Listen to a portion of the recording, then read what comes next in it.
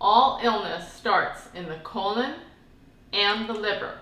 So we need to take care of two things. One is to clean the colon, and to start your enema, coffee enema for the day, you want to first wake up in the morning and cleanse your lower bowel with water.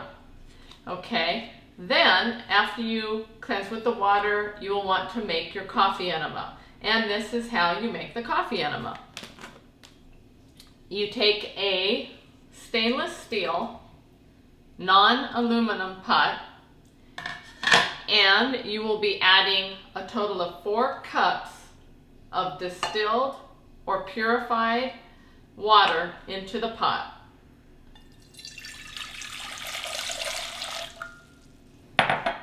Okay, the next thing you want to do is add to those 4 cups of water, you would want to add 3 tablespoons of our enema coffee.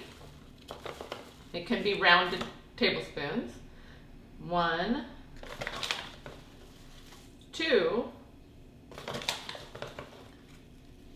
and 3. The coffee, get it blended in really well.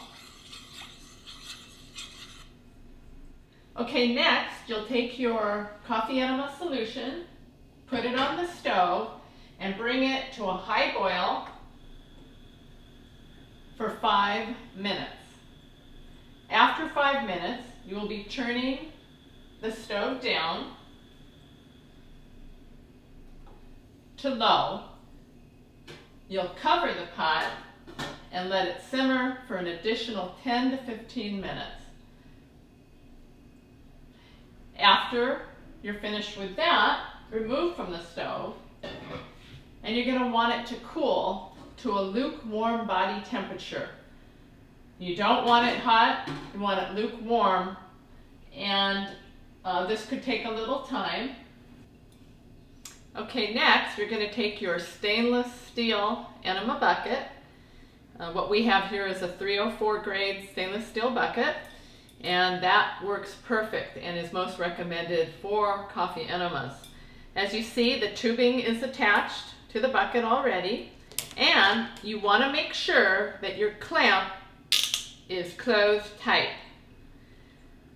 Next, you'll be taking a stainless steel strainer, place it over the enema bucket,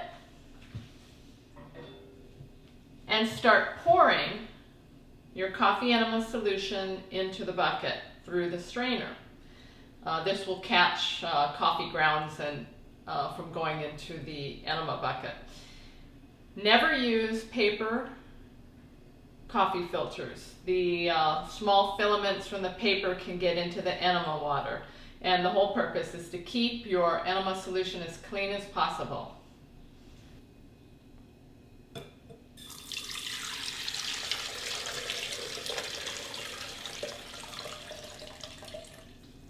All right.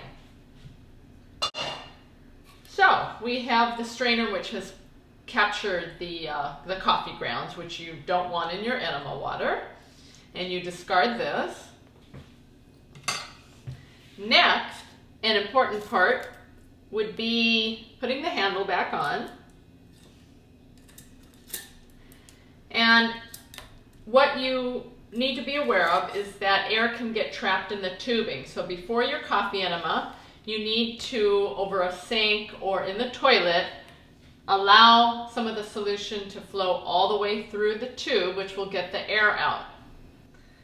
So that wraps up our segment on how to make a coffee enema. Now, the next step that you'll want to take will be to make sure that your electrolytes and minerals are correctly balanced after a coffee enema. That's why there are 2 items you need to have.